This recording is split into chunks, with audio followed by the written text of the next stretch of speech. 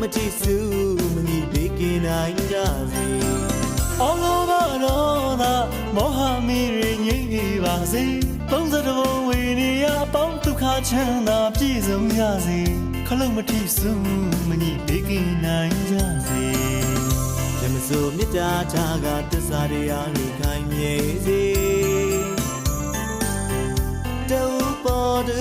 ခွင့်လို့ရဲ့နဲ့ဒီကံကလေးကောင်းကျိုးလိုရာဆန္ဒထာဝရပြည့်စုံကြပါ